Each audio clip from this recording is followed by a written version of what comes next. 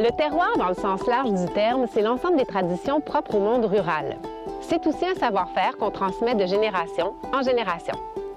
Aujourd'hui en France, on rencontre de futurs vignerons qui apprennent à élaborer le champagne selon la méthode mise au point par Dom Pérignon. Avis Viticampus est un établissement d'enseignement public qui accueille plus de 80 des futurs professionnels du champagne. Chaque année, on forme ici plus de 1700 élèves à la viticulture, à l'œnologie, au commerce des vins et même à conduire des tracteurs.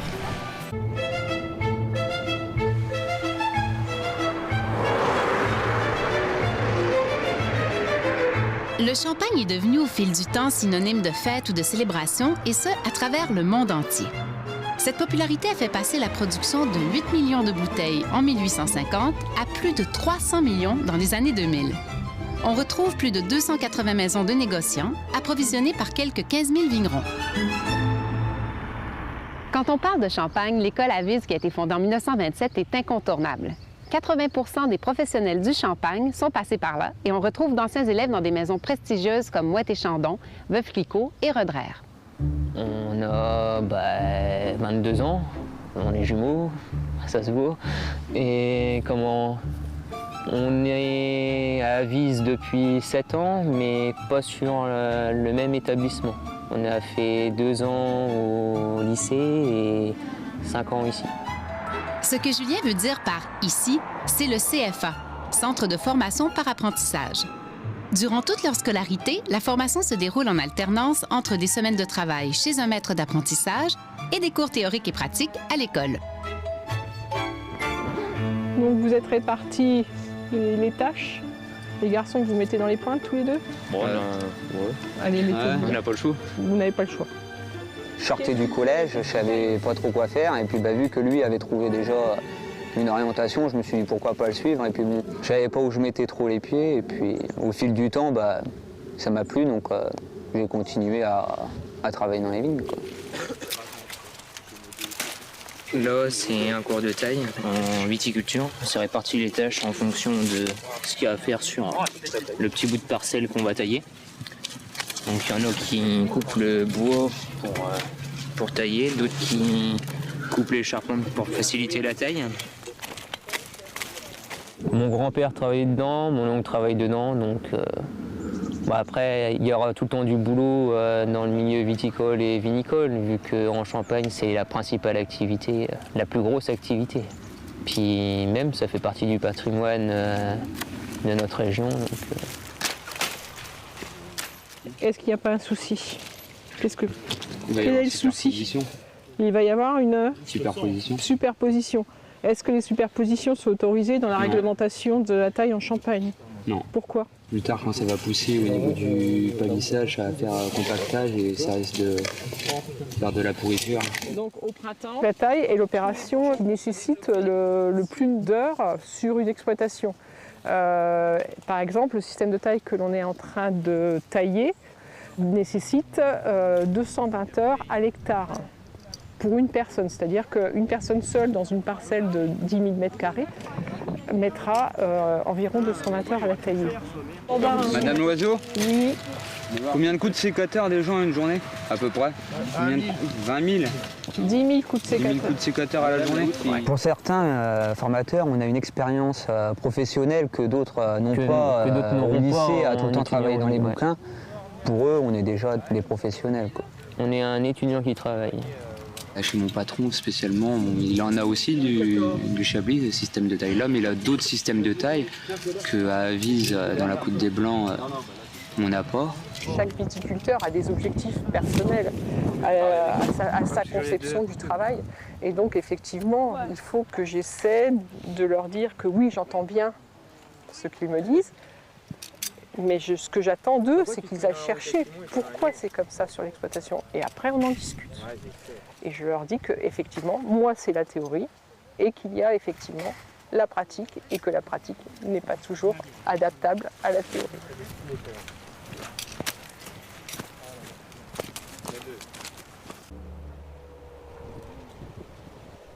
Le champagne, ça évoque l'élégance, le raffinement, et on peut spontanément penser que la culture et l'entretien des vignes demandent beaucoup de délicatesse et de soins, ce qui est vrai. Mais il faut aussi savoir conduire un gros tracteur. et on lâche. Lâche la manette un peu. Ah, auto.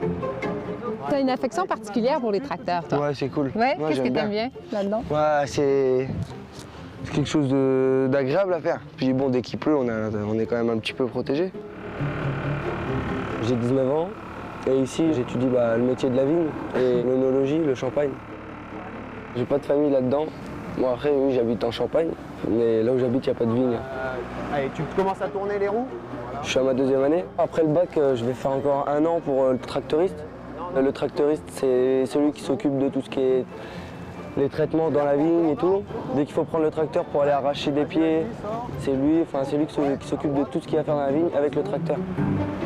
Vas-y, tourne doucement, redresse. Voilà, allez, comme ça, vas-y. Allez, hop. Voilà. Quand il n'y avait pas de tracteur, pour aller arracher la vigne, c'était au yo, à la pioche. Ah, la pioche. Non, encore maintenant, des fois on le fait dès qu'on va arracher 2-3 plants seulement. Donc, la modernité qui cohabite avec une tradition, C'est ici, pratique. c'est un bel exemple Oui, quand même. c'est bien pratique. Tous les nouveaux matériels qui sont arrivés en viticulture ou alors en œnologie ont été des matériels quand même pour soulager. À cette nouvelle génération, il faut leur montrer qu'on a de l'électronique embarquée dans nos véhicules. On a des bottes en néoprène. On est équipé quand même aussi avec des moyens techniques modernes pour notre métier. Ils sont quand même dans un milieu plus favorisé en matière d'efforts physiques qu'ont pu connaître leurs parents ou leurs grands-parents. C'est quoi le maximum de vitesse? 25. Vas-y. Non, t'es pas parallèle là. T'as vu? Vas-y, là, hop. Voilà. Vas-y, on redresse. À gauche. Non, non, là c'est à droite là. Non, l'autre. Là, impeccable. Pousse un petit peu la manette. Voilà. Et là tu te mets pareil comme tout à l'heure, à gauche. Allez, à gauche. Et t'as touché. Faut que j'aille réparer le piquet parce que qui casse, répare. C'est ce que Mathieu m'a dit. Il m'a aussi dit qu'il n'avait pas eu peur, mais c'est parce qu'il y avait une commande lui aussi. Alors, comment on peut réparer? Va falloir qu'on aille chercher les pinces. Ah oui, hein, j'ai tout cassé. C'est à la sortie. À la sortie, t'as pris le piquet, donc... Je suis désolée. Bah, c'est pas un souci, ils vont réparer. Mais ça arrive. C'est pour ça qu'en fait, on se met comme ça dans une parcelle pédagogique, quoi. Ça permet de faire de la casse et de pouvoir réparer derrière sans abîmer la vigne.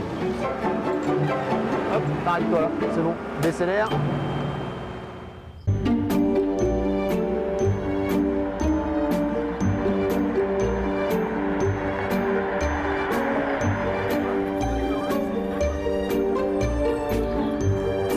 Si je vous dis un 8e droite, ça vous cause?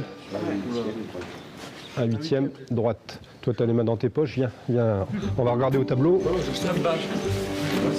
Venez. Depuis 1994, la méthode champenoise est la propriété exclusive des professionnels de la Champagne. Et ce travail nécessite de nombreuses étapes très précises à effectuer dans les caves. Donc, vous vous trouvez dans les caves du Champagne-Sanguer. Caves qui appartiennent d'ailleurs au lycée Avézy. Toutes les bouteilles qui nous entourent sont produites sur la cave et l'essentiel de la production est travaillé par les élèves.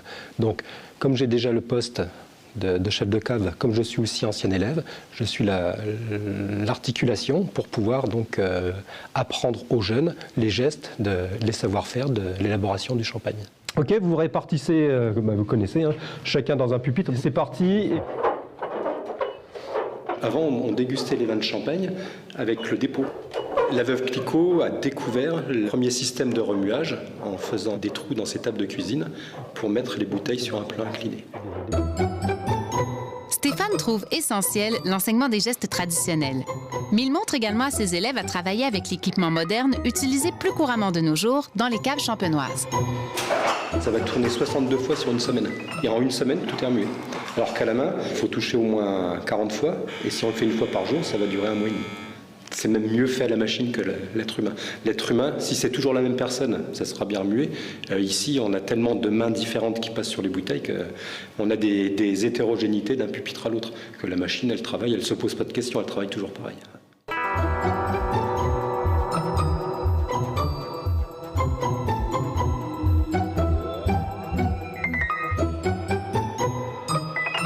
m'entendez? C'est quoi le dépôt?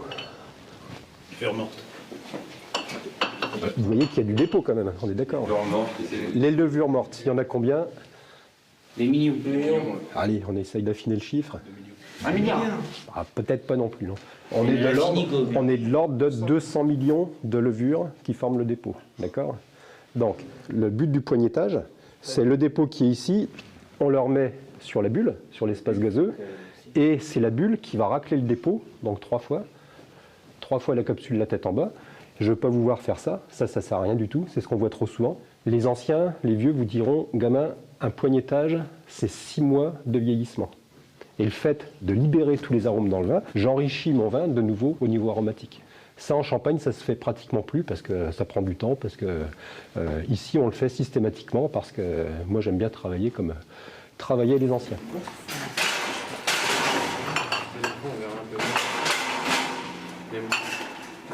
Lorsqu'on a la chance d'avoir cette responsabilité de production, c'est néanmoins aussi une forte charge de responsabilité de laisser donc le travail aux élèves. Ils ne doivent pas se blesser, ils doivent élaborer un produit de qualité parce qu'on le vend, c'est un champagne. Donc le droit à l'erreur n'existe pas. Et les élèves sont là pour apprendre, donc ils peuvent faire des erreurs. Donc mon travail est de vérifier qu'ils ne fassent pas d'erreurs, ce qui est assez délicat. Et puis surtout, le fait d'avoir été élève, ça me permet aussi de mieux comprendre parfois les réactions de nos jeunes qui ne maîtrisent pas forcément le geste, qui n'ont pas non plus la notion du produit. Casser une bouteille, ouais, pour un jeune, c'est pas grave, il y en a 400 000 autour de nous, mais une bouteille, c'est du verre, c'est 6 kilos de pression, c'est une valeur. Donc leur inculquer ces valeurs fondamentales permet de les responsabiliser relativement tôt. Parlant de naissance, celle du champagne sans guerre est le résultat du partage d'un savoir-faire champenois entre professionnels, enseignants et élèves qui participent activement à toutes les étapes de fabrication. Les 3 plus grosses parties, c'est la vigne, la cave et la cuverie, en fait. La particularité de la méthode champenoise, c'est la double fermentation. La première se fait en cuve. Lorsqu'on y met du jus de raisin, les sucres fermentent pour devenir du vin et le gaz carbonique va s'échapper par la cheminée de la cuve. Donc on prend la densité dans la cuve 18 et on regarde si tout s'est bien passé. Puis on tire le vin en bouteille et on y ajoute du sucre et des levures. Cette seconde fermentation se fait dans des bouteilles fermées par une capsule qui empêche le gaz carbonique de s'en échapper. On va avoir des pressions énormes, de 6 kg de pression au centimètre carré. C'est la pression dans un pneu de camion, c'est énorme. Plus concrètement, si dans une bouteille, on retenait l'ensemble du gaz, ça représenterait un volume de 5 litres. C'est énorme. Un chiffre clé aussi qui est très, très important, dans une flûte de champagne, il y a plus de bulles que d'habitants en France. Dans une bouteille de champagne, il y a plus de bulles que d'habitants dans l'Union européenne. On est sur des nombres de bulles de 900 millions, c'est énorme. Et ce gaz carbonique qui reste emprisonné, il n'a qu'une envie, c'est de s'échapper lorsqu'on ouvre la bouteille.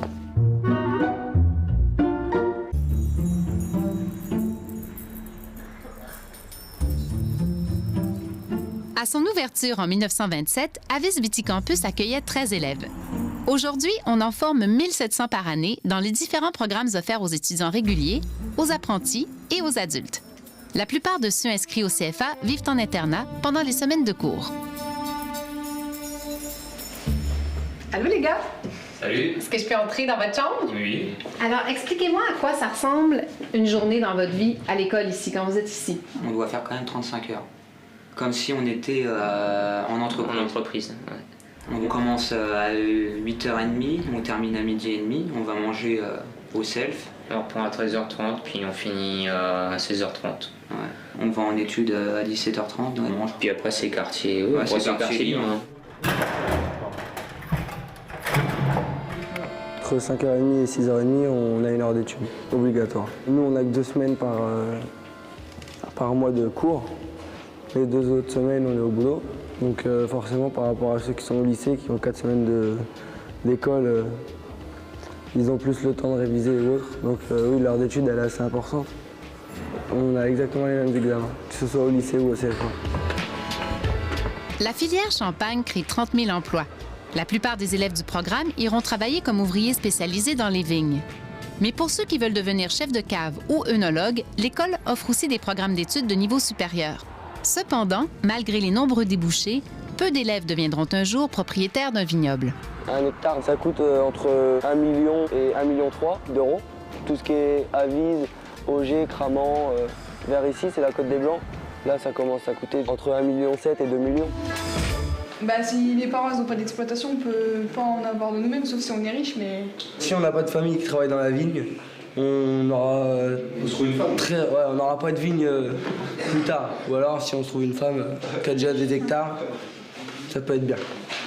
Là, on peut... Ou connaître quelqu'un de bien, qui n'a pas de descendance, te lègue. Oui, j'ai un ami, c'est arrivé, 5 hectares. Tes parents ils s'étaient beaucoup amis avec une vieille dame et elle n'avait pas de descendance. Et quand elle est décédée, elle a légué ses 5 hectares à ses parents et lui les a récupérés derrière. Ouais, ça arrive aussi. Ça arrive, mais bon, il faut vraiment avoir de la chance.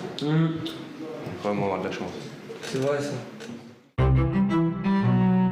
À l'origine, donc, c'est une famille locale de négociants en vin, la famille Puisard, qui se trouvait sans successeur, qui a souhaité léguer en fait sa propriété dans l'optique de construire une école. Donc, depuis, nous mettons bien évidemment tout notre cœur à développer donc un certain nombre de cours et à perpétrer l'histoire de cette famille, qui est encore très présente. D'ailleurs, l'une des cuvées qui est commercialisée sur notre domaine porte le nom de Louise Eugénie, qui est la donatrice en fait de ce magnifique domaine à l'école.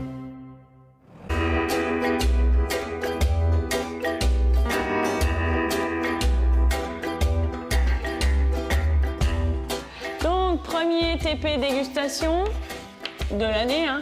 Vous avez vu que vous aviez des verres noirs.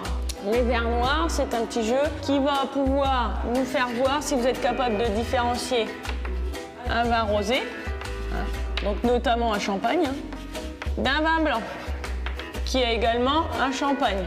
Donc sans le goûter, juste à l'odeur, grâce aux saveurs, vous allez essayer de me différencier. Je pense. C'est difficile? Oui. Un peu quand même.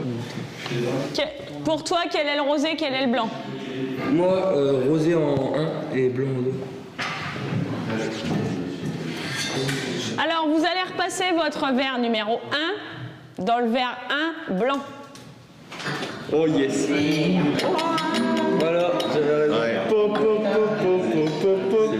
Donc 69% ont reconnu. Donc c'est ce qu'on appelle les nez du vin. En fin de compte, c'est une petite mallette qui t'aide à apprendre à déguster. Donc c'est des petits arômes artificiels qui ont été sélectionnés, qu'on retrouve le plus souvent dans les vins. Tu essayes de m'identifier les 3 et ensuite tu me sens... Je sais, moi, tu les connais? Il a commencé par celui qu'il ne fallait pas. Bah oui, tu as commencé par celui qu'il ne fallait pas. Non, non, non. Faut que je lui donner. Tiens, va dehors, puis tu reviens. T'as une bonne bouffée d'air frais et tu reviens. Bah, au début, quand on sent, on n'arrive pas trop à identifier. Et c'est vrai que dès qu'on nous rappelle l'odeur, tout de suite on revoit le fruit ou on le voit en bonbon. Et tout de suite on se rappelle de ce que c'est, quoi. Lucas, c'est la première fois que tu faisais une dégustation. Puis t'as été bon, t'as trouvé, toi, à l'aveugle, que c'était le rosé? Ouais, oui, j'ai trouvé, mais après, c'est peut-être un coup de chance. Hein. Qu'est-ce que t'en penses? Penses-tu que c'est de la chance ou vraiment que tu... Oh non, non, juste au tout début, trouver lequel était le rosé et l'autre le blanc, ça, je pense que c'est parce que j'ai trouvé vraiment, parce que on sent la différence. Quand tu dis on sent la différence, qu'est-ce que tu sentais comme différence? Ben, moi, je trouve que dans le rosé, en fait, après, je sais pas si tout le monde c'est pareil, moi, je trouve que ça me sèche un peu les... Quand je le sens, ça me sèche un peu le nez et tout, donc voilà. OK, c'est vraiment une sensation physique qui t'a guidé. L'odorat, c'est quelque chose qui se travaille. C'est comme tout. Merci, Lucas. De rien. À la vôtre. À la vôtre. En fait, toutes les occasions sont bonnes pour servir du champagne. Napoléon disait qu'en cas de victoire, on le mérite et en cas de défaite, on en a besoin. Et moi, j'ajouterais que si le bonheur était un son, ça serait ça. Techniquement, le technicien que je suis aime bien, lorsqu'on ouvre une bouteille, que ça pète, que ça fasse du bruit. Dans les écoles de sommellerie, il est maintenant de coutume de laisser soupirer le produit, c'est-à-dire d'ouvrir tout doucement pour laisser s'échapper tout doucement le gaz. Mais c'est tellement beau une bouteille de champagne qui pète. Ce matin, Stéphane fera justement péter plusieurs bouteilles. Ceci en apprenant à ses élèves la méthode ancestrale du dégorgement à la volée qui sert à éliminer le dépôt du vin de champagne. Le dépôt, normalement tout doit être sous la bague de la bouteille. Donc il y a 6 kg de pression. Alors dans le geste, dès que c'est décapsulé, bien évidemment, il faut mettre le pouce. Hein. Sinon, c'est le Grand Prix de Formule 1 et on perd du vin. OK ?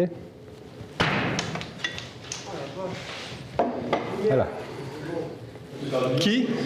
Si on a bien compris tout le suivi du process dans les gestes, on aura compris comment élaborer un bon produit. Et dans la formation, les élèves commencent à partir de 16 ans, on les a parfois en formation adulte jusqu'à 40 ans ou plus, peuvent faire 1 cycle, 2 cycles, 3 cycles, et donc ont une maîtrise totale de tout le process. Et c'est ça qui est intéressant, c'est la connaissance de tous les gestes. Il faut essayer. Oh, j'ai jamais fait, moi. Ah, c'est pas mal. Ça s'est entendu au bruit, c'est pas mal. Mieux que la vôtre. Vous avez vu? Ah ouais, bah c'est ça. Quand l'élève dépasse le maître, c'est que le maître a réussi.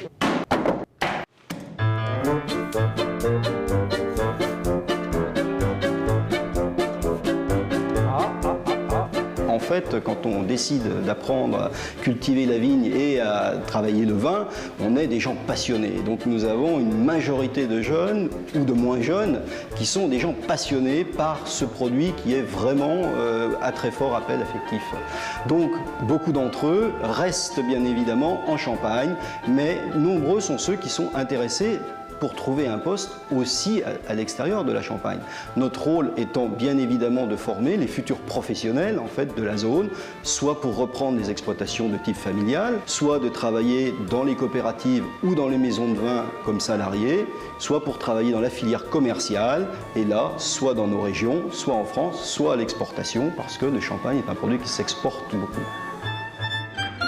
Nous, en Champagne, on a le droit de faire du vin pétillant qui sera appelé champagne. C'est que notre région qui peut faire ça. C'est parce que Champagne, c'est une marque qui est déposée. C'est une marque qui est déposée. Et avec l'avancée qu'il y a en ce moment dans tous les pays qui produisent du vin, qu'il soit vin non effervescent ou vin effervescent, eh ben, on est obligé de s'avancer scientifiquement sur des élaborations qui vont être faites pour améliorer le vin en disant c'est nous qui sommes toujours avant vous et c'est nous qui produisons le champagne et ça restera comme ça.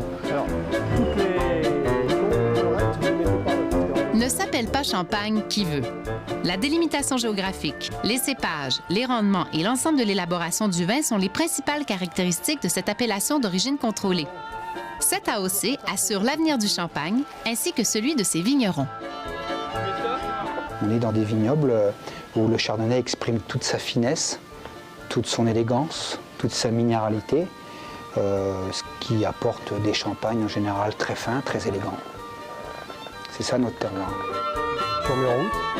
Les jeunes doivent bien se sentir dans notre centre de formation. Il faut donc mettre en valeur aussi tout ce qui les entoure individuellement par rapport à leur terroir. La Champagne, c'est 33 000 hectares, ça s'étend sur 150 ou 200 km. Donc forcément, les terroirs, les cépages, les modes de culture, de la taille, par exemple, ne sont pas identiques. Donc il faut déjà leur faire comprendre aux jeunes que où ils sont, ils peuvent valoriser leur terroir, où ils sont, ils peuvent faire des choses très intéressantes. Et puis après, on a tous un petit peu d'amour propre. Je suis un jeune du terroir, donc forcément, c'est mon préféré, quoi. Mais j'ai pas le droit de leur amener ça dans un premier temps. J'ai le droit de leur expliquer pourquoi j'aime cette particularité-là, et j'ai le droit de leur expliquer, l'obligation de leur expliquer ce qu'ils doivent aimer dans leur terroir.